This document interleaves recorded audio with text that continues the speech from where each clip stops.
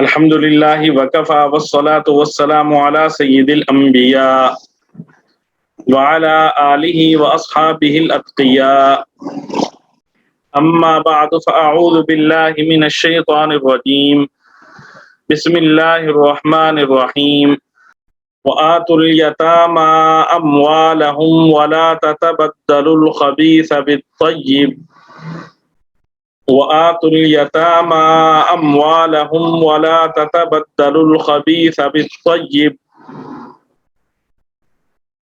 ولا تأكلوا أموالهم إلى أموالكم إنه كان حوبا كبيرا صدق اللہ العظیم وآتوا اور تم دو الیتامى یتیموں کو اموالہم ان کے مال ولا تتبدلوا اور تبدیل نہ کرو الخبیث ناپاک مال کو بالطیب پاک مال سے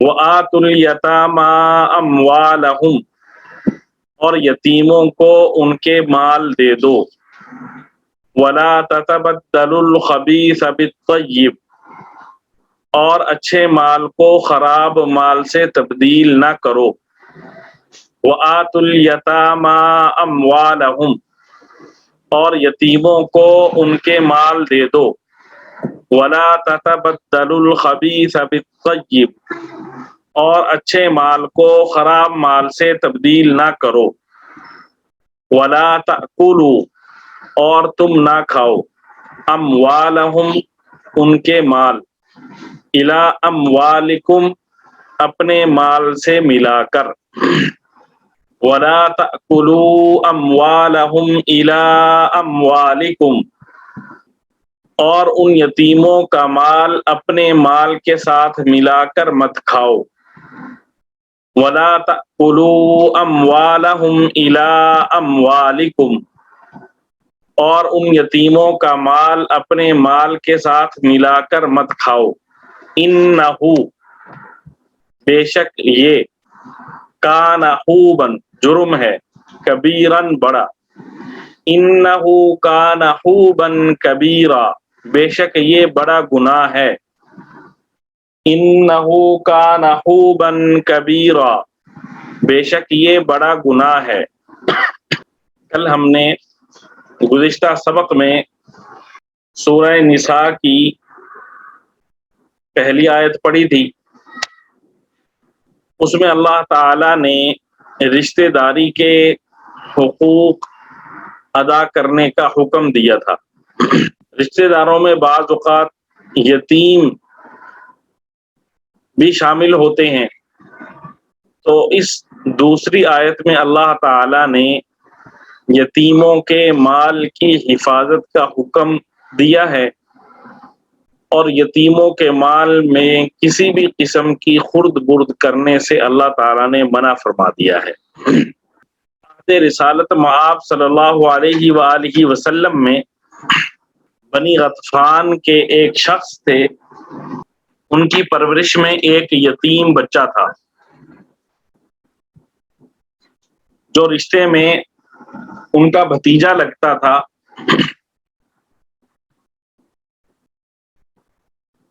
جو ان کی زیر پرورش تھا، جب وہ بڑا ہو گیا اور بالغ ہو گیا تو اس نے اپنے چچا سے اپنا مال مانگا۔ چچا نے بھتیجے کا مال اس کو دینے سے انکار کر دیا۔ اس پر چچا اور بھتیجا دونوں حضور صلی اللہ علیہ وآلہ وسلم کی خدمت میں حاضر ہوئے اور سارا ماجرا حضور صلی اللہ علیہ وآلہ وسلم کی خدمت میں بیان کیا۔ اسی موقع پر اللہ تعالی کی جانب سے یہ آیت نازل ہوئی۔ چچا نے جب یہ آیت سنی تو کہا کہ ہم اللہ اور رسول صلی اللہ علیہ وآلہ وسلم کی اطاعت کرتے ہیں اور بڑے گناہ سے پناہ مانگتے ہیں، یہ کہا اور یتیم کا مال اس کے حوالے کر دیا۔ یہاں پہ اس مسئلے سے ہٹ کر جو ایک چیز ہمارے ذہن میں رہنی چاہیے کہ یہ صحابہ اکرام رضوان اللہ تعالی علیہم اجمعین کی جماعت تھی جن کے دلوں سے اللہ تعالی نے انا پرستی اور دنیا وی جاہو جلال ان چیزوں کو اللہ تعالی نے نکال دیا تھا۔ اسی کا نتیجہ تھا کہ جب انہوں نے قرآن پاک کی آیت سنی تو فوراً سر تسلیم خم کر لیا۔ اور آج کے ہم مسلمان ہیں، ہم دیکھ لیں قرآن پاک کی آیت سنتے ہیں اور پھر اس میں تعویل کرنا شروع کر دیتے ہیں کہ نہیں اس کا یہ مطلب ہے، یہ مطلب نہیں ہے۔ اپنا جو گناہ ہے، اپنا جو کام ہے وہ ہم نے نہیں چھوڑنا، قرآن پاک کی آیت احادیث کو اور مطلب ہم پہنا سکتے ہیں۔ بہرحال اللہ تعالی ہمیں قرآن پاک کی روح پر عمل کرنے کی توفیق عطا فرمائے۔ تو یہ جو آیت ہے، اس آیت میں اللہ تعالی نے یتیم کا جو بھی سرپرست ہے، یتیم کا جو بھی ولی ہے، اسے حکم دیا ہے کہ یتیم کا مال ادا کرو، اس میں کسی قسم کی خرد برد سے کام نہ لو۔ شرعی اصطلاح میں یتیم اس نابالغ بچے کو کہا جاتا ہے جس کا باپ مر گیا ہو۔ شرعی اصطلاح میں یتیم اس نابالغ بچے کو کہتے ہیں جس کا باپ مر گیا ہو۔ جب وہ بالغ ہو جائے تو اب وہ یتیم نہیں، یا کسی بالغ کا والد فوت ہوا تو چاہے وہ 2 دن پہلے ہی بالغ ہوا ہو تو وہ یتیم نہیں کہلاتا۔ اور یہ ظاہر سی بات ہے کہ اللہ تعالی نے جب کسی کا والد فوت ہوتا ہے یا کسی کی والدہ فوت ہوتی ہے یا اور رشتہ دار فوت ہوتے ہیں تو والد کی اولاد اور اسی طرح فوت شدہ کے جو قریبی اعزاء ہیں ان کا فوت شدہ کے مال میں حصہ بطور وراثت کے مقرر فرمایا ہے۔ تو جو یتیم ہوگا اس کا مال جو اسے وراثت میں سے ملا، بعض اوقات یتیم کو عزیز رشتہ دار بطور تحفے کے بھی مال دے دیتے ہیں، تو بطور تحفہ کے جو مال یتیم کو ملے۔ اسی طرح یتیم کہیں سے مال کمائے تو یہ سب یتیم بچے کی ملکیت میں داخل ہوتا ہے، لیکن چونکہ وہ نابالغ ہے اس لیے شریعت کہتی ہے کہ اس کی کم عمری کی وجہ سے مال اس کے سپرد نہ کیا جائے، بلکہ جو اس کا سرپرست ہے، ولی ہے، مثال کے طور پہ چچا ہے، بھائی ہے، دادا ہے، تو یہ عام طور پر یتیم کے ولی ہوتے ہیں، تو یہ حضرات اس کے مال کے بھی ذمہ دار ہوتے ہیں۔ جیسے یتیم کے سارے معاملات دیکھنا ولی کی ذمہ داری ہے، اسی طرح یتیم کے مالی معاملات کی نگہداشت بھی ولی کی ذمہ داری میں داخل ہے۔ ولی کا تقرر کبھی تو فوت ہونے والا خود کر جاتا ہے کہ میرے بچوں کا ولی فلاں ہے، اور کبھی حکومت بھی مقرر کرتی ہے، جس کا کوئی ولی نہ ہو اور رشتہ دار قریبی نہ ہو تو اس کو پھر حکومت مقرر کرتی ہے۔ ورنہ عام طور پر جو فوت ہونے والے کا سب سے قریبی بالغ رشتہ دار ہوتا ہے وہ اس کے بچوں کا ولی ہوتا ہے۔ جیسے کسی کا والد فوت ہوا، اب یہ دو بھائی، ایک بالغ ہے ایک نابالغ ہے، تو نابالغ کا ولی اس کا بالغ بھائی ہوگا۔ اسی طرح دو بھائی ہیں، ان میں سے ایک فوت ہو گیا تو جو فوت ہوا اس کے نابالغ بچے وہ اب چچا کی ولایت میں ہوں گے۔ اس آیت میں اللہ تعالی نے سرپرست یا ولی کو یتیم کے مال کی حفاظت کے سلسلے میں 3 ہدایات دی ہیں۔ سب سے پہلی ہدایت جو قرآن پاک دے رہا ہے وہ یہ ہے وَآتُوا الْيَتَامَى أَمْوَالَهُمْ، کہ جب یتیم بچے بالغ اور سمجھدار ہو جائیں تو جو ان کے مال کی امانت ہے اسے دیانت داری سے کسی کمی اور خیانت کے بغیر ان کے حوالے کر دو۔ جس عرصہ میں یتیموں کا مال ولی کی ذمہ داری میں ہوتا ہے، ولی کی حفاظت میں ہوتا ہے، اس عرصے میں نہ تو ولی یتیم کا مال خود کھائے، نہ اسے ضائع کرے، اور نہ ہی یتیم کو واپس کرے، کیونکہ یتیم ابھی نابالغ ہے، نہ سمجھ ہے، وہ اپنا مال ضائع کر دے گا، اس لیے اس کے سپرد بھی نہ کرے، اپنی نگرانی میں رکھے اور اس کا پورا حساب کتاب رکھے۔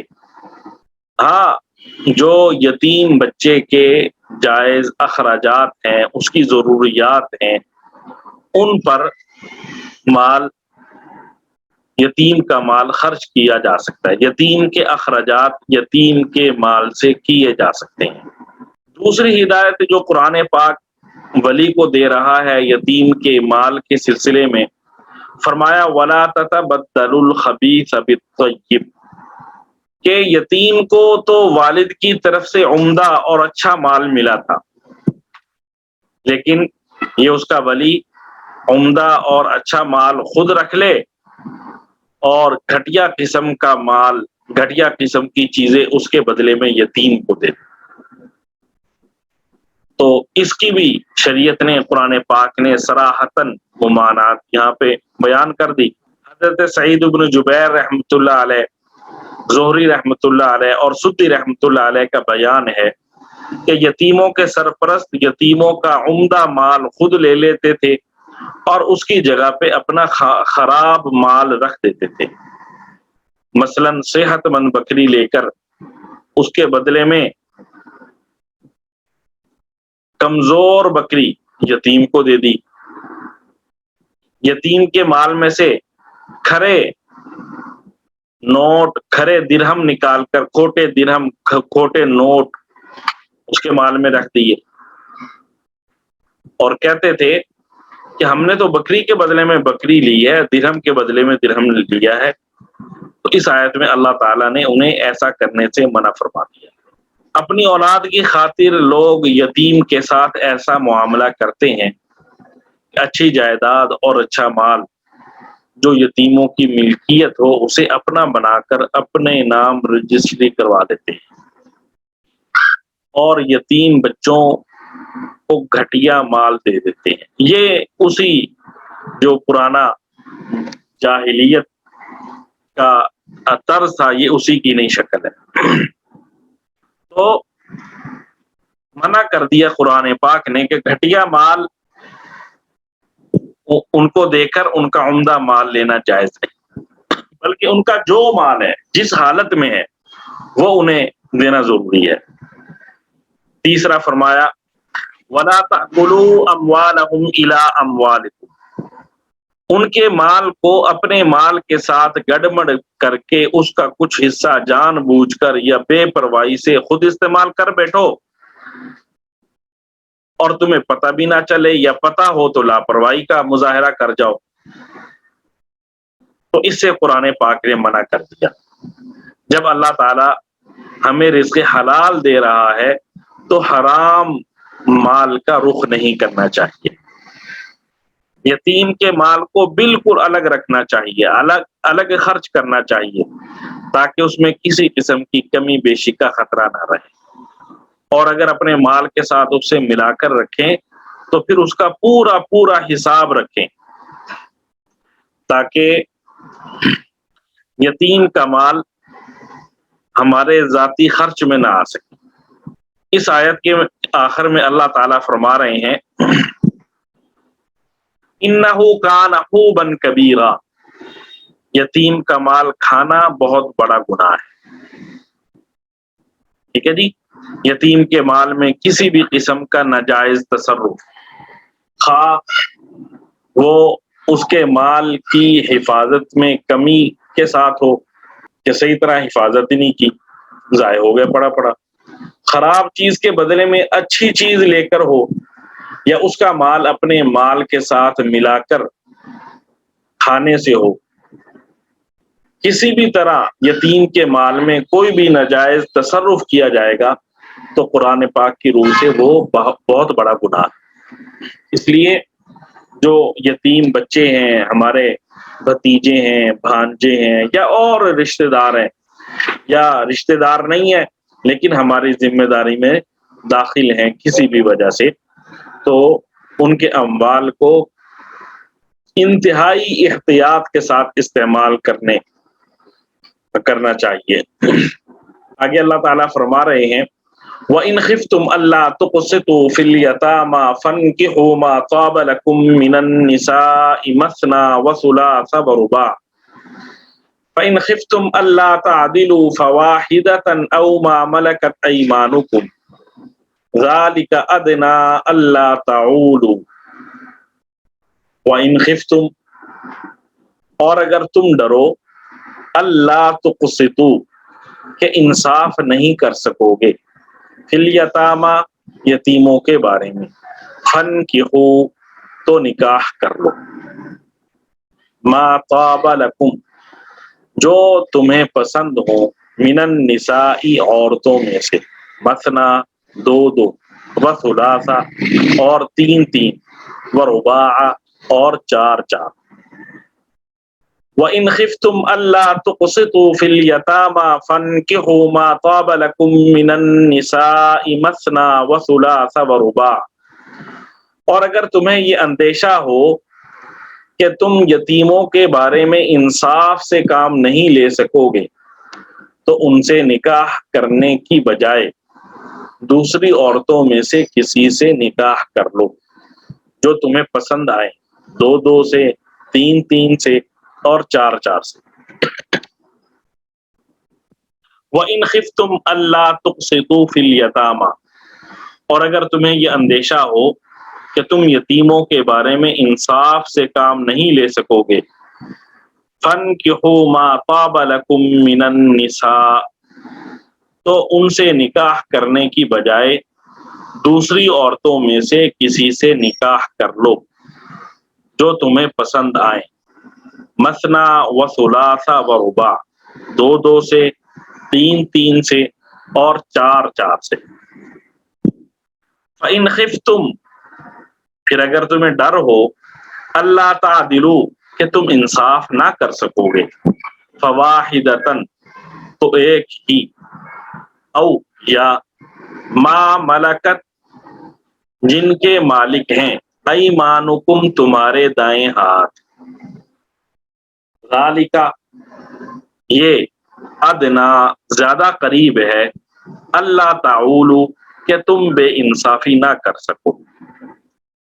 فَإِنْ خِفْتُمْ أَلَّا تَعْدِلُوا فَوَاحِدَةً أَوْ مَا مَلَكَتْ أَيْمَانُكُمْ، ہاں اگر تمہیں یہ خطرہ ہو کہ تم ان بیویوں کے درمیان انصاف نہ کر سکو گے تو پھر ایک ہی بیوی پر اکتفا کرو، یا ان کنیزوں پر جو تمہاری ملکیت میں ہیں۔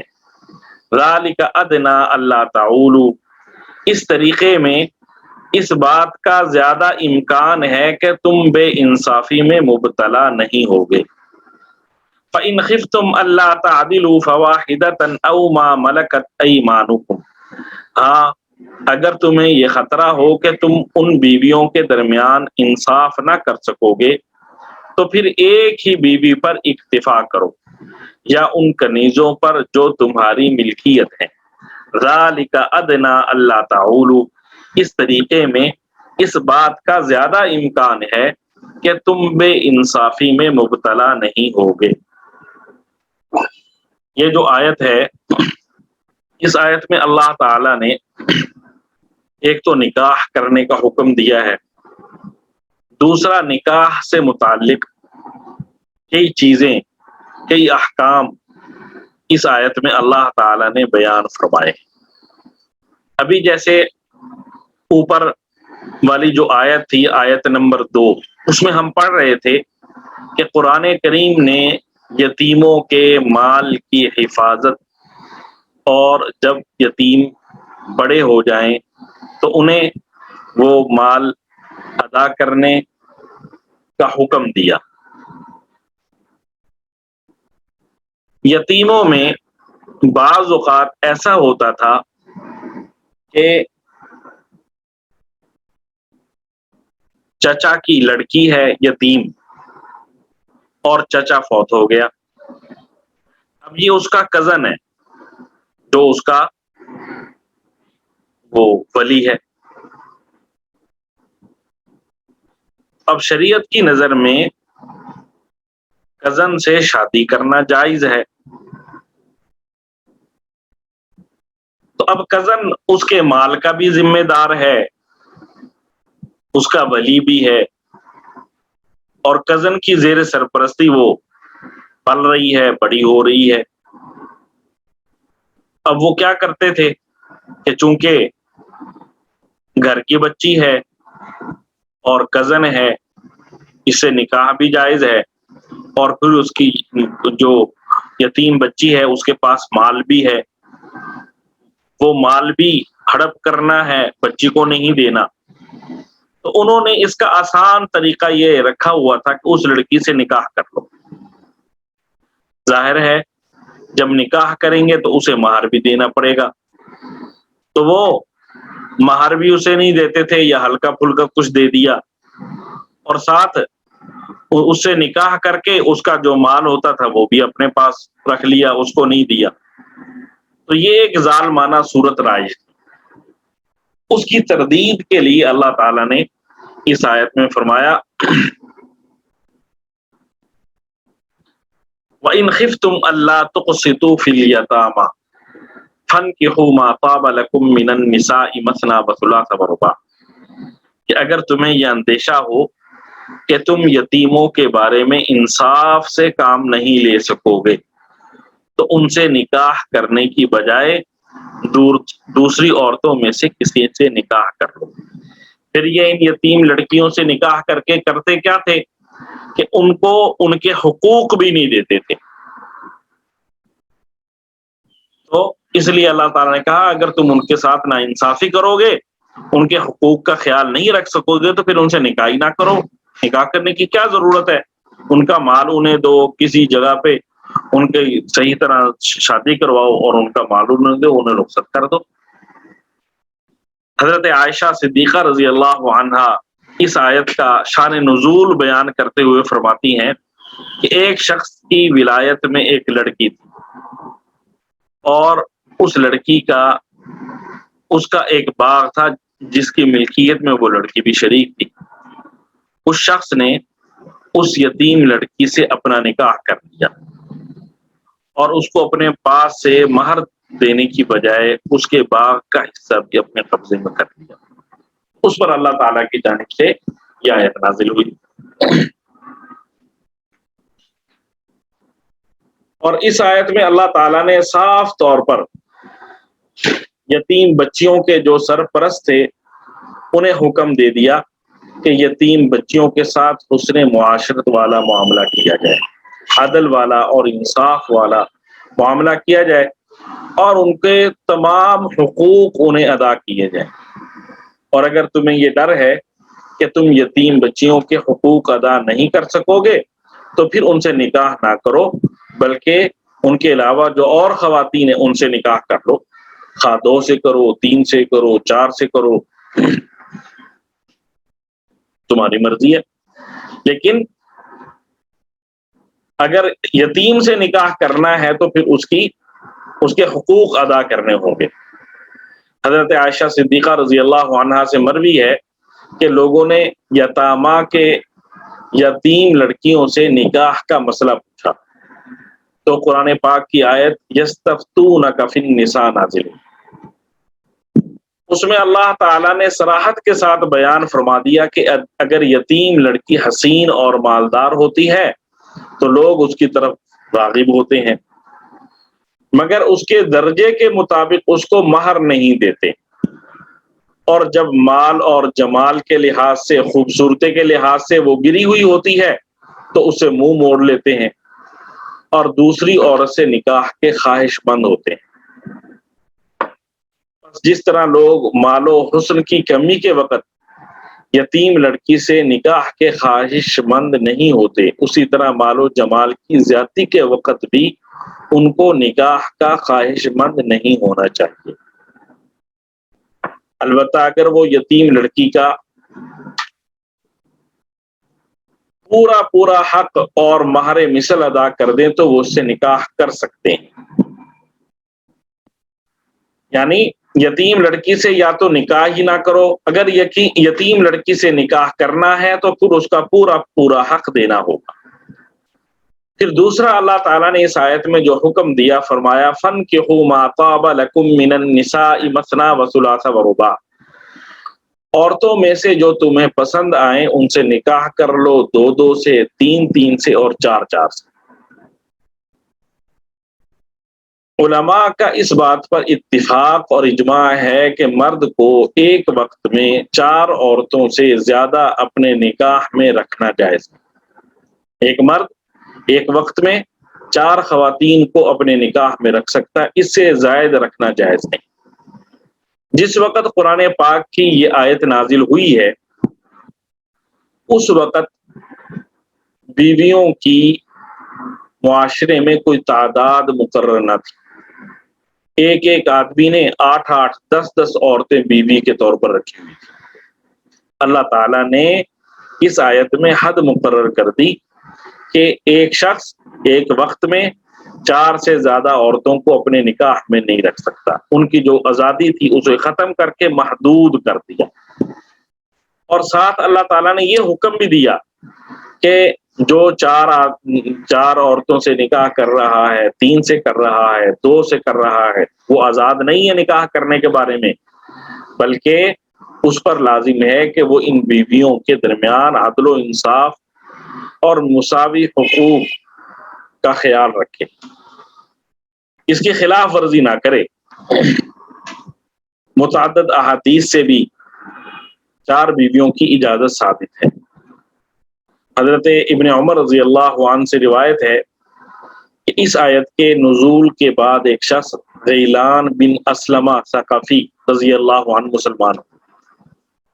اس وقت ان کے نکاح میں 10 عورتیں تھیں اور وہ ان کی بیویاں بھی مسلمان ہو گئی۔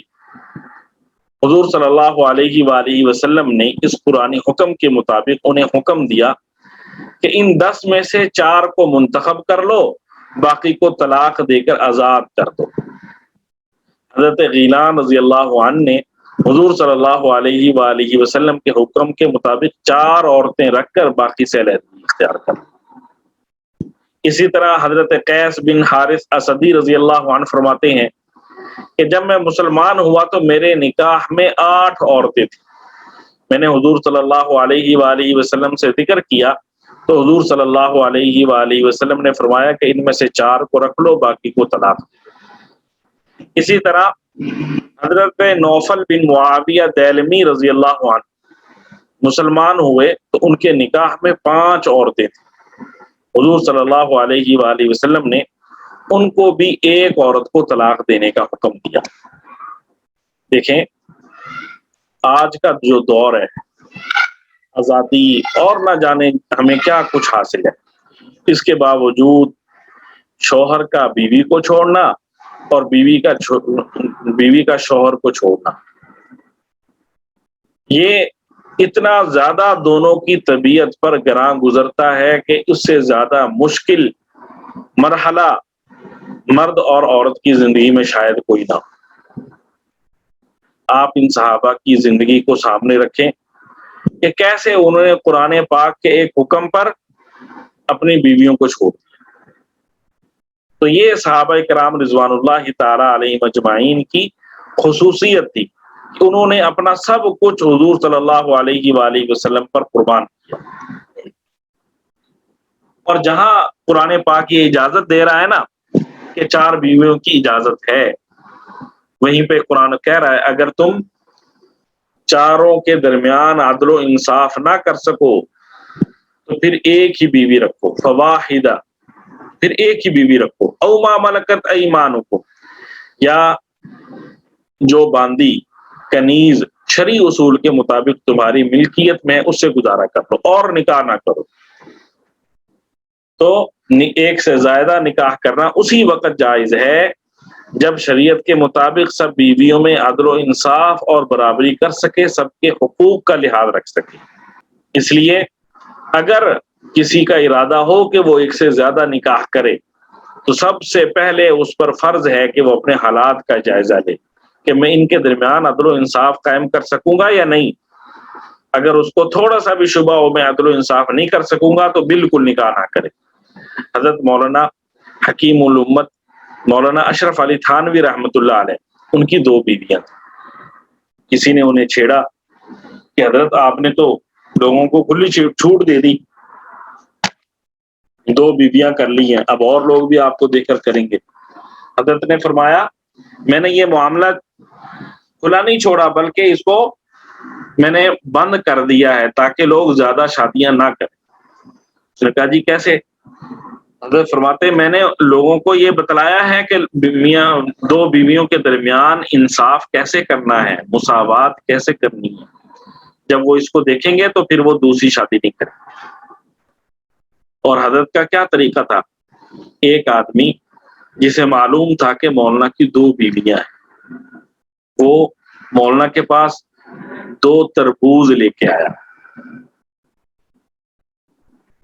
وہ اسی ذہن سے لے کے آیا کہ مولانا ایک تربوز ایک بیوی کو دے دیں گے اور دوسرا تربوز دوسری بیوی کو بھیجیں گے۔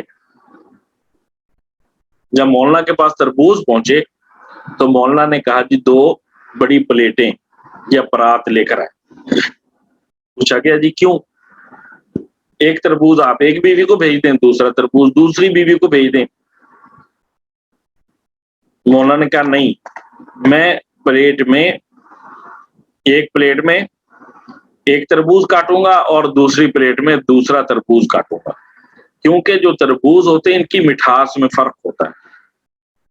تو ایک تربوز کے دونوں حصوں میں سے ایک حصہ ایک بیوی کو، دوسرا حصہ دوسری بیوی کو، دوسرا جو تربوز ہے اس کے 2 حصوں میں سے ایک حصہ ایک بیوی کو، دوسرا حصہ دوسری بیوی کو، اس طرح بھیجوں گا تاکہ کوئی یہ نہ کہے مجھے پھیکا دے دیا اور فلاں کو میٹھا دے دیا۔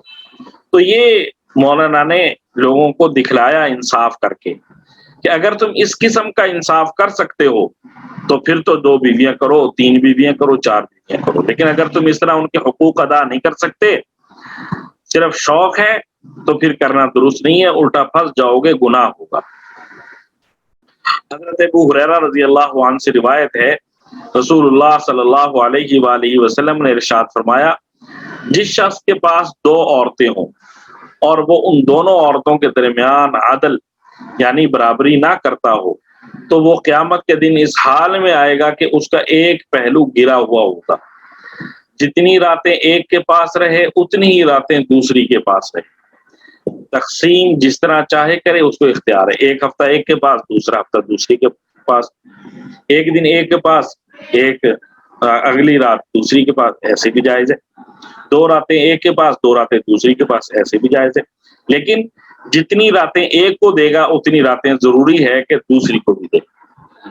یہ شریعت اسلامیہ کا خاصہ ہے کہ انسانوں کی، مردوں کی ضروریات کا خیال رکھتے ہوئے 4 تک بیویاں رکھنے کی اجازت دی ہے، لیکن ساتھ شرط کیا ہے؟ عدل و انصاف۔ جبکہ جو دوسری اقوام ہیں، دوسرے مذاہب ہیں، ان میں 1 سے زائد بیویاں رکھنے کی گنجائش نہیں، لیکن وہ اس کے بدلے کیا کرتے ہیں؟ اس کے بدلے وہ کہتے ہیں کہ تم نکاح نہ کرو، لیکن نکاح کے بغیر جتنی چاہے دوستیاں لگا لو۔ نتیجہ کیا نکلتا ہے؟ زنا کاری عام ہوتی ہے۔ اب ان کے نزدیک زنا کاری عام ہونا یہ کوئی عیب نہیں ہے، جبکہ شریعت اسلامیہ اس کو بہت بڑا عیب قرار دیتی ہے۔ تو یہ شریعت اسلامیہ کا خاصہ ہے، اور مسلمانوں کو اس کا فائدہ بھی ہے۔ مسلمانوں کے ہاں نسل کا بڑھنا یہ مستقل ایک دین کا شعبہ ہے، اور حضور صلی اللہ علیہ وآلہ وسلم نے فرمایا اس پر ثواب بھی ملے گا، اور ساتھ قیامت والے دن حضور صلی اللہ علیہ وآلہ وسلم ایسے لوگوں پر فخر بھی کریں گے۔ جو ایک مرد کو کئی بیویاں رکھنے کی اجازت دی ہے، اس میں کئی فوائد اور حکمتیں۔ ایک حکمت اس میں یہ ہے کہ مسلمانوں کی جو نسل ہے اس میں اضافہ ہوتا ہے، اور حضور صلی اللہ علیہ وآلہ وسلم نے باقاعدہ حدیث شریف میں فرمایا کہ ایسی خواتین سے نکاح کرو جو زیادہ بچے جننے والی، اس لیے کہ میری امت زیادہ ہوگی تو میں قیامت والے دن اس پر فخر کروں گا، اور یہ ہمارے لیے کار ثواب ہے جس سے ہماری نسل بڑھے، مسلمانوں میں اضافہ ہو۔ اور دوسرا یہ بھی حکمت ہے کہ مثال کے طور پہ مرد فوت ہو جاتے ہیں، اب ان کی عورت بیوہ ہو جاتی ہے، بعض اوقات وہ جوان ہوتی ہے، اب وہ ایک لمبا عرصہ گزارے گی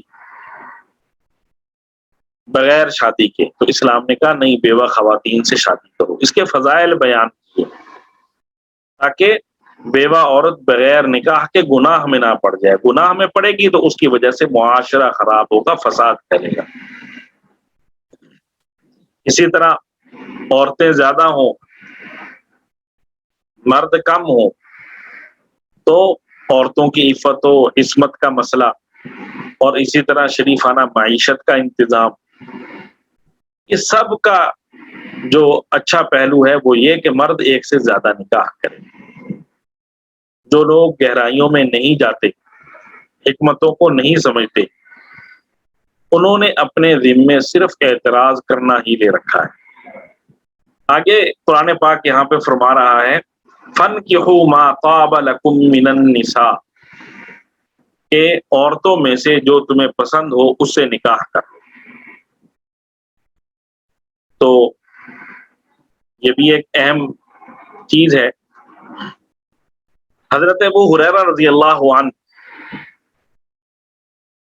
حضور صلی اللہ علیہ وآلہ وسلم سے روایت فرماتے ہیں کہ حضور صلی اللہ علیہ وآلہ وسلم نے فرمایا 4 چیزوں کی وجہ سے عورتوں سے نکاح کیا جاتا ہے۔ نمبر 1 اس کے مال کی وجہ سے، نمبر 2 اس کے صاحب مرتبہ ہونے کی وجہ سے، اس کے پاس کوئی عہدہ ہے، نمبر 3 اس کی خوبصورتی کی وجہ سے، نمبر 4 اس کے دین کی وجہ سے۔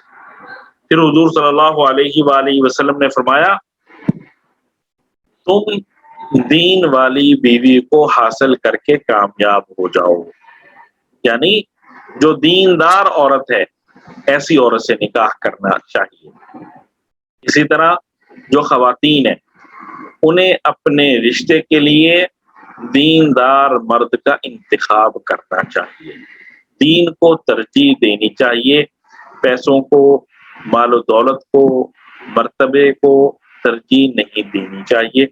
جو موجودہ دور ہے یہ سب کے سامنے ہے کہ جب مال کی وجہ سے، عہدے کی وجہ سے کسی کو ترجیح دی جاتی ہے تو اس کا کیا نتیجہ نکلتا ہے۔ اس لیے یہ حضور صلی اللہ علیہ وآلہ وسلم کا فرمان مرد ہو یا عورت اس کو اپنے سامنے رکھنا چاہیے۔ پھر حضور صلی اللہ علیہ وآلہ وسلم نے ایک بیوی کیسی ہونی چاہیے، اس کے بارے میں متعدد احادیث میں مختلف قسم کی نصیحتیں فرمائی ہیں۔ فرمایا حضور صلی اللہ علیہ وآلہ وسلم نے دنیا ساری کی ساری نفع کی چیز ہے، دنیا کی ہر چیز ایسی ہے کہ اس سے نفع حاصل کیا جائے۔ دنیا کے منافع میں سب سے بہتر چیز نیک عورت ہے، نیک بیوی ہے۔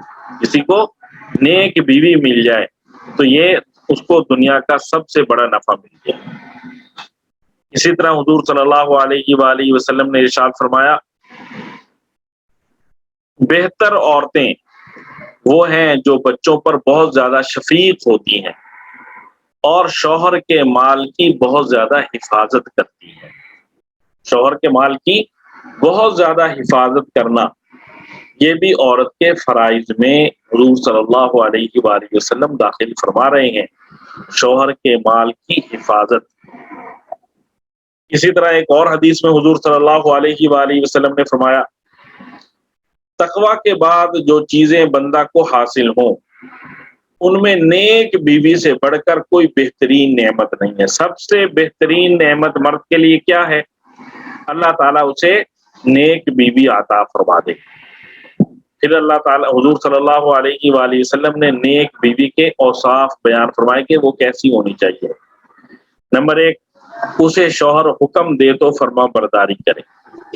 یہ حضور صلی اللہ علیہ وسلم فرما رہے ہیں کہ شوہر جب حکم کرے تو بیوی اس کی فرما برداری کرے، اس کی بات مانے۔ دوسرا، حضور صلی اللہ علیہ وآلہ وسلم نے فرمایا شوہر جب اپنی بیوی کو دیکھے تو خوش ہو جائے، بیوی ایسے انداز میں گھر میں رہے کہ جب اس کا شوہر اسے دیکھے تو شوہر خوش ہو جائے، صحیح طرح صاف ستھرا انداز اختیار کرے تاکہ شوہر اس کو دیکھ کر خوش ہو۔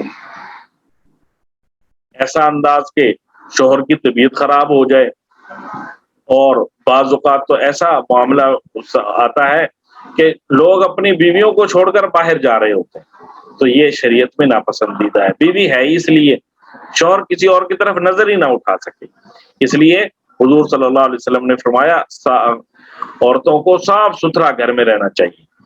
نمبر 3، حضور صلی اللہ علیہ وآلہ وسلم نے فرمایا شوہر کوئی قسم کھائے تو بیوی اس کی قسم پوری کرے۔ کیا مطلب؟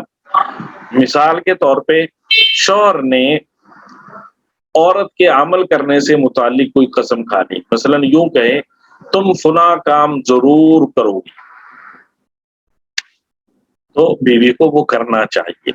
شوہر کی جو قسم ہے، جو منت ہے، جو بھی اس نے بات کی ہے، جو شوہر کو اپنی بیوی پر مان ہے، وہ اس بیوی کو پورا کرنا چاہیے۔ چوتھا، حضور صلی اللہ علیہ وآلہ وسلم نے فرمایا اگر شوہر کہیں چلا جائے تو اپنی جان، اپنی عزت اور شوہر کے مال میں خیر خواہی کرے، حفاظت کرے۔ شوہر کے مال کو ایسے ہی نہ لٹائے کہ یہ پتہ نہیں کہاں سے حرام کا مال آ گیا ہے خرچ کرو، بلکہ شوہر کے مال کو ایسے خرچ کرے جیسے اس کا اپنا مال ہے، خیر خواہی کے ساتھ خرچ کرے۔ الحمدللہ یہ ساری صفات ہمارے پاکستان، ہندوستان، بر صغیر کی جو خواتین ہیں ان میں الحمدللہ اکثر یہ ساری صفات اب تک پائی جاتی تھی۔ اب یہ جو میڈیا آ گیا ہے اس نے کچھ ذہن خراب کیے ہیں، لیکن تھوڑا سا پیچھے سے چلے جائے نا، ہمارے جو والدین ہیں اور ہماری آج سے 15 سال پہلے، 20 سال پہلے جن خواتین کے نکاح ہو گئے، 30 سال پہلے جن خواتین کے نکاح ہو گئے، الحمدللہ وہ ساری ایسی ہی ہیں۔ اب چونکہ میڈیا کا زور بہت زیادہ ہے تو عجیب و غریب حالات ہیں۔ اللہ تعالی ہم سب کی، ہمارے بچوں کی حفاظت فرمائے۔ خواتین کو حضور صلی اللہ علیہ وسلم نے یہ فرمایا کہ جب تمہارے پاس کوئی ایسا شخص پیغام بھیجے جس کی دینی اور اخلاقی حالت تمہیں پسند ہو تو اس سے اپنی بچیوں کا نکاح کر دو۔ اگر ایسا نہ کرو گے تو زمین میں بڑا فتنہ ہوگا اور لمبا چوڑا فساد ہوگا۔ بہرحال مردوں کی بھی ذمہ داریاں ہیں، خواتین کی بھی ذمہ داریاں ہیں۔ یہ سارے فضائل مردوں کے لیے بھی ہیں، عورتوں کے لیے بھی ہیں۔ یہ ساری ذمہ داریاں مردوں کے لیے بھی ہیں، عورتوں کے لیے بھی ہیں۔ ہر ایک کو اپنا جو فرض ہے وہ ادا کرنا چاہیے اور اپنا جو کام ہے وہ کرنا چاہیے، اس میں سستی نہیں کرنی چاہیے۔ یہ جو نکاح ہے، شریعت نے ہمارے لیے یہ طریقہ مقرر کیا ہے، یہ ہماری ضرورت ہے، انسانوں کی ضرورت ہے۔ حضور صلی اللہ علیہ وآلہ وسلم نے فرمایا 4 چیزیں پیغمبروں کے طریقوں میں سے ہیں۔ نمبر 1 حیا، شرم، نمبر 2 خوشبو لگانا، نمبر 3 مسواک کرنا، نمبر 4 نکاح کرنا۔ اب شیطان ہے وہ تو کہتا ہے نکاح نہ کرو، نکاح کے بغیر ہی سارا کچھ کر لو، دوستیاں لگا لو، گپ شپ کر لو، لیکن شریعت کہتی نہیں۔ مرد اور عورت جو ہے اس کو اپنی فطری اور طبعی جو تقاضے ہیں ان کو شریعت کے تابع کر کے پورا کرنا ہے۔ مرد اور عورت دونوں پر یہ لازمی ہے کہ اپنی نظر کو پاک رکھے۔ اور پھر کچھ لوگ یہ بھی سوچتے ہیں کہ ہم نکاح ہی نہیں کرتے، نکاح کی ضرورت ہی نہیں ہے۔ تو نکاح کے بغیر رہنا کوئی کمال نہیں ہے، نکاح کے بغیر رہنا دینداری کی بات نہیں ہے۔ حضور صلی اللہ علیہ وسلم نے فرمایا اے جوانو، تم میں سے جسے نکاح پر قدرت ہو نکاح کر لے، کیونکہ نکاح نظر کو پس رکھنے والا، شرم کی جگہ کو پاک رکھنے والا ہے، لہذا نکاح کرو۔ اور جسے نکاح کی قدرت نہ ہو وہ روزے رکھے، کیونکہ اس سے جو نفس کا تقاضا ہے وہ دب جاتا ہے۔ بہرحال مرد تو چونکہ کسی کے پابند نہیں ہے نکاح کرنے کے، شرعاً جو مرد ہے وہ بالغ ہونے کے بعد اپنا نکاح کر سکتا ہے۔ اس پر لازم نہیں کہ وہ والد کو راضی کرے، اس پر لازم نہیں کہ ماں کو راضی کرے، بلکہ جب وہ جہاں چاہے نکاح کر سکتا ہے۔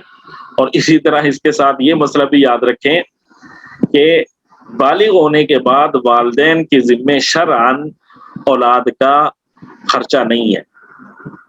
شریعت کہتی ہے جب بالغ ہو گیا کمائے، جب کمائے گا تو خود ہی شادی کرے، جو مرضی کرے۔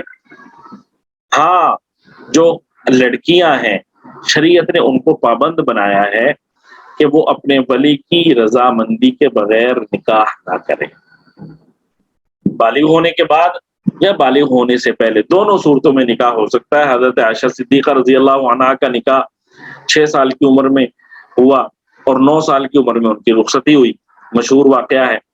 تو جب بھی نکاح ہو، بالغ ہونے کے بعد، بالغ ہونے سے پہلے، ولی کی رضامندی اس میں ضروری ہے۔ جنسی جو قوت ہے اسے زائل کرنا یہ شریعت میں جائز نہیں ہے، ناپسندیدہ ہے، چاہے مرد ہو چاہے عورت۔ اور پھر جو نکاح ہے اس کے دینی فوائد بھی ہیں جیسے پہلے ذکر ہو چکا، اور دنیاوی فوائد بھی ہیں۔ دنیاوی فائدہ کیا ہے؟ قرآن کہتا ہے لیسکن الیہا، شوہر کو بیوی کے پاس جا کر سکون ملتا ہے، بیوی کو اپنے شوہر کے پاس سکون ملتا ہے۔ آپ سارے جہاں میں گھوم پھر لیں، اچھے سے اچھی جگہ پہ قیام کر لیں، اچھے سے اچھے مناظر دیکھ لیں، لیکن جو بیوی کو اپنے شوہر کے ساتھ سکون ملتا ہے یا شوہر کو اپنی بیوی کے ساتھ سکون ملتا ہے وہ کہیں اور نہیں ہے۔ اس لیے شوہر کو چاہیے کہ وہ ہمیشہ جو اپنی بیوی ہے نا اس کا خیال رکھے، اور جو بیوی ہے اس کی ذمہ داری ہے کہ وہ ہمیشہ اپنے شوہر کا خیال رکھے۔ اور اس میں پھر یہ بھی فائدہ ہے کہ جو عورت ہے شرعاً عورت کو گھر کی ذمہ داری دی گئی ہے، اور جو مرد ہے اس کو باہر کی ذمہ داری دی گئی ہے۔ حضور صلی اللہ علیہ وسلم نے خاتون جنت سیدہ فاطمہ الزہرا رضی اللہ عنہا کا جب نکاح کیا حضرت علی رضی اللہ تعالیٰ عنہ سے، تو حضور صلی اللہ علیہ وسلم ان کے گھر میں گئے، اور مولانا ابو الحسن علی ندوی رحمۃ اللہ علیہ نے یہ چیز لکھی ہے اپنی کتاب میں المرتضی۔ تو حضور صلی اللہ علیہ وسلم نے حضرت فاطمہ رضی اللہ عنہ کو فرمایا کہ گھر کے کام تم نے کرنے، اور جو حضرت علی رضی اللہ تعالیٰ عنہ سے ان سے فرمایا کہ کمانے کا جو گھر سے باہر کا کام ہے وہ تمہاری ذمہ داری ہے۔ اب دیکھیں کہاں تک حضرت فاطمہ نے کام کیا ہے، شہزادی ہیں اور جنتی عورتوں کی سردار ہیں، حضور صلی اللہ علیہ وسلم کی بیٹی، اس کے باوجود کہ اب گھر کے کاموں میں سے مین کام کیا ہے، مرکزی کام کھانا پکانا، تو حضرت فاطمہ رضی اللہ عنہا کھانے کے سلسلے میں پانی کی ضرورت ہوتی ہے، گھڑے میں پانی بھرنے کے لیے باہر جایا کرتی تھی اور جہاں سے پانی ملتا تھا وہاں سے خود پانی بھر کے لایا کرتی تھی۔ حضور صلی اللہ علیہ وسلم کی بیٹی ہے، اس کے باوجود جا رہی ہیں اور پانی بھر کے لا رہی ہیں۔ تو یہ کوئی عیب کی بات نہیں ہے گھر کے کام کاج کرنا، بلکہ جو مرد ہیں ان کو بھی شریعت یہ تعلیم دیتی ہے کہ اپنی خواتین کے ساتھ گھر میں مدد کروائیں۔ حضور صلی اللہ علیہ وسلم خواتین کے ساتھ گھر میں مدد کروایا کرتے تھے، تو اس لیے نہ مردوں کے لیے یہ کوئی عیب کی چیز ہے اور نہ عورتوں کے لیے یہ کوئی عیب کی چیز ہے۔ اس کو حضور صلی اللہ علیہ وسلم کا طریقہ سمجھتے ہوئے کریں، اس پر ثواب بھی ہے۔ تو جو شریعت کا مزاج ہے اس کے مطابق عورت کو اخراجات کی طرف سے اطمینان ہو جاتا ہے، اسے کمانا نہیں پڑتا، پردے میں محفوظ رہتی ہے۔ اور اسی طرح دونوں کا جب نکاح ہو گیا تو اس کی وجہ سے مرد و عورت دونوں کی حیثیت اور شخصیت بن جاتی ہے، گھر بار والے اور آل و اولاد والے کہلاتے ہیں۔ پھر جو اولاد ہوتی ہے اس سے دل خوش ہوتا ہے، بچوں کو کھلانے پلانے نہلانے سے پہنانے سے خوشی ہوتی ہے، انسان کو سکون ملتا ہے۔ اور اگر اولاد ہو اور اولاد کو انسان دینی علم پر لگا دے تو آخرت کا بھی فائدہ ہے۔ آگے اللہ تعالیٰ نے ایک اور حکم دیا، فرمایا فَإِنْ خِفْتُمْ أَلَّا تَعْدِلُوا فَوَاحِدَةً، اگر تمہیں یہ ڈر ہے کہ ایک سے زیادہ عورتیں کر کے تم انصاف نہیں کر سکو گے تو فواحدتن، تو ایک ہی بیوی کرو، دوسری نہ کرو۔ آگے فرمایا او ما ملکت ایمانکم، یا ایک نکاح بھی نہ کرو، جو تمہاری باندھی ہے بس اس سے اپنا کام چلاؤ، ٹھیک ہے جی۔ ذالک ادنی اللہ تعالی، اس طریقے میں اس بات کا زیادہ امکان ہے کہ تم بے انصافی میں مبتلا نہیں ہوگے۔ پہلے زمانے میں باندیاں ہوا کرتے تھے، غلام ہوتے تھے، جو جنگی قیدی ہوتے تھے، جنگی قیدی، انہیں اسلام سے پہلے غلام بنایا جاتا تھا۔ پھر جب اسلام آیا تو اسلام نے وہ جو پہلا رواج تھا اس کو باقی رکھا، اور وہ جو جنگی قیدی تھے انہیں غلام بنانے کی اجازت دی۔ ظاہر ہے جو جنگی قیدی ہوتے ہیں ان میں مرد بھی ہوتے ہیں، خواتین بھی ہوتی ہیں، تو اس کا طریقہ کیا ہوتا ہے کہ جب جنگی قیدی آئے تو انہیں امیر المؤمنین، جو مسلمان ہیں جنہوں نے جہاد کیا ہے، ان میں تقسیم کر دیتا ہے، یہ جو مرد ہے یہ فلاں کا ہے، یہ عورت فلاں کی ہے۔ تو اس طرح وہ لوگ اس کے مالک بن جاتے ہیں، اور مالک بھی ایسے جیسے آپ کا کوئی مال ہے، آپ اس کو جیسے چاہیں استعمال کریں۔ چونکہ اب دیکھیں کافی سارے لوگ اگر وہ آ جائیں قیدی بن کر، آپ ان کو قید کر لیں ایک جیل میں، اب آپ کے ذمے کیا چیزیں ہیں؟ ان کی حفاظت کرنا، ان کے کھانے پینے کا انتظام کرنا، ان کی صحت کا خیال رکھنا، یہ ساری چیزیں لمبا چوڑا ایک خرچہ ہے۔ تو اس انداز میں کیا ہے، خرچہ بھی نہیں ہوگا اور لوگوں کے پاس وہ لوگ چلے گئے اور وہ بیکار بھی نہیں بیٹھیں گے، کام کاج میں لگے رہیں گے۔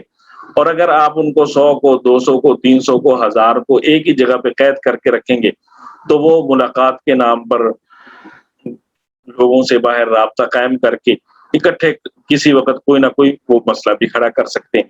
اس طرح جب ان کو تقسیم کر دیا گیا، ان کے کام مختلف ہو گئے اور وہ لوگوں میں تقسیم ہو گئے، ہر ایک کا گھر الگ، ہر ایک کی ذمہ داری الگ، تو وہ طاقت بھی ان کی ختم ہو جاتی ہے۔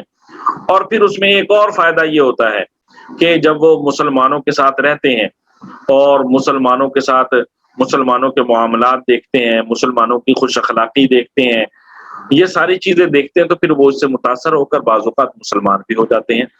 تو شریعت اسلامیہ میں غلام جو بنانا، اور یہ کوئی اسلام کے الگ سے کوئی چیز نہیں ہے، بلکہ اب تک زمانہ جو ماضی قریب ہے اس وقت تک جو غلامی ہے وہ سارے ممالک یہ کرتے رہے ہیں۔ بہرحال اس وقت جو صورتحال ہے وہ یہ ہے کہ دنیا کے اکثر ممالک اقوام متحدہ کی صورت میں ایک معاہدے پر جمع ہو چکے ہیں، اور اس معاہدے میں جہاں اور بہت ساری چیزیں ہیں، وہاں پہ ایک چیز یہ بھی ہے کہ جنگی قیدیوں کو غلام یا باندی نہیں بنایا جائے گا۔ تو اس لیے کیا کہتے ہیں، اب جنگی قیدی جو ہوتے ہیں انہیں مخصوص قوانین اور مخصوص جو عدالتیں ہیں ان کے ذریعے ان کے معاملات چلائے جاتے ہیں، اور پھر انہیں سزا دے کر یا تو چھوڑ دیا جاتا ہے یا جو بھی ان کا حکم ہو۔ لیکن اس وقت اقوام متحدہ کے جو ارکان ہیں وہ سب اس بات پر متفق ہیں کہ اس وقت جنگی قیدیوں کو غلام یا باندی نہیں بنایا جائے گا، اس لیے ہمیں غلام یا باندی نظر بھی نہیں آتے، وہ ختم ہو چکے ہیں سارا۔ لیکن بات یہ ہے کہ جو شریعت اسلامیہ ہے اس نے جو باندی ہے غلام سے نہیں، باندی سے مالک کو جمع کرنے کی اجازت دی ہے۔ جیسے باندی سے اور کام خدمتیں کروائی جا سکتی ہیں، اسی طرح باندی سے جو اس کا مالک ہے وہ جمع کر سکتا ہے، لیکن اس کے حقوق بیوی والے حقوق نہیں ہیں، بلکہ بیوی سے کم حقوق ہیں۔ لیکن مثال کے طور پہ اب بیوی ہے تو بیوی کے بارے میں ابھی ہم نے اوپر پڑھا کہ وہ راتیں تقسیم کرے گا اور کھلانے پلانے کپڑے لباس ساری چیزوں میں وہ برابری کا معاملہ کرے گا، لیکن بیوی جو باندی ہے اس کے ساتھ یہ چیزیں کرنے کی ضرورت نہیں ہے، نہ راتیں تقسیم کرنا لازم ہے، نہ کپڑوں کھانے پینے کے معاملے میں برابری کرنا لازم ہے۔ البتہ یہ بات ہے کہ شریعت نے جو غلام ہیں جو باندیاں ہیں ان کے بھی حقوق رکھے ہوئے ہیں۔ مثال کے طور پہ باندی ہے، اسے کسی نے جمع کر لیا اپنی باندی سے اور اس سے اولاد ہو گئی، تو اب یہ اولاد اس کی اولاد ہوگی، ثابت النسب ہوگی، اس کے بچے ہوں گے، اور وہ اولاد آزاد ہوگی، اور جس باندی سے اولاد پیدا ہوگی وہ باندی بھی اس شخص کی موت کے بعد آزاد ہو جائے گی۔ تو یہ مختلف احکام ہیں جو کتابوں میں مذکور ہیں، اور پھر حضور صلی اللہ علیہ وآلہ وسلم نے اپنی مختلف احادیث میں فرامین میں ان غلاموں کے احکام، ان غلاموں کے حقوق بیان کیے ہیں۔ فرمایا ایک حدیث میں حضور صلی اللہ علیہ وسلم نے، جو غلام تمہارے احوال کے مناسب اور موافق ہو اسے اسی میں سے کھلاؤ جس میں سے تم کھاتے ہو، اور اسی میں سے پہناؤ جس میں سے تم پہنتے ہو، اور جو تمہارے احوال کے مناسب نہ ہو اس کو بیچ دو، اور اللہ کی مخلوق کو عذاب نہ دو۔ مقصد اگر آپ کے موافق ہیں تو پھر جو آپ کے حقوق ہیں وہ سارے حقوق اس کو دو، اور اگر آپ کے موافق نہیں ہیں تو آپ اس کو تنگ نہ کرو، اس کو آگے بیچ دو۔ اور یہ اسلام کی جو ہماری تاریخ، اس میں بڑے بڑے محدثین، بڑے بڑے فقہا ایسے گزرے ہیں جو غلام تھے، باندیوں کی اولاد تھے، پھر انہوں نے مسلمان ہوئے، دین کا علم حاصل کیا، اور دین کا علم حاصل کر کے بعض اوقات وہ آزاد لوگوں سے بھی آگے بڑھ گئے۔ اور غلاموں کا حضور صلی اللہ علیہ وسلم کس قدر خیال رکھتے تھے، حضور صلی اللہ علیہ وسلم کی وفات کے وقت جو آخری چیزیں حضور صلی اللہ علیہ وآلہ وسلم کر رہے ہیں، نصیحتیں جن فرما رہے ہیں، ان میں حضور صلی اللہ علیہ وسلم نے بار بار دو چیزوں کی نصیحت فرمائی۔ فرمایا الصلاۃ وما ملکت ایمانکم، تم نماز کا دھیان رکھنا، اور تو جو تمہارے غلام اور باندیاں ہیں ان کے حقوق کا خیال رکھنا۔ یہ حضور صلی اللہ علیہ وسلم وفات کے وقت بار بار فرما رہے ہیں۔ تو اس لیے جو باندیاں ہیں، جو غلام ہیں، غلام تھے، ان کے حقوق کا اسلام نے پورا ایک نظام قائم کیا تھا، اس لیے یہ کسی کے حقوق کے خلاف نہیں ہے، انسانی حقوق کے خلاف نہیں ہے۔ یہاں پہ ایک اور چیز بڑی اہم موجودہ زمانے کے لحاظ سے سمجھنے والی ہے۔ اب ہمارے موجودہ زمانے کے جو لوگ ہیں انہوں نے تو الفاظ ہی سنے ہوئے ہیں، باندی اور غلام دیکھے نہیں ہوئے۔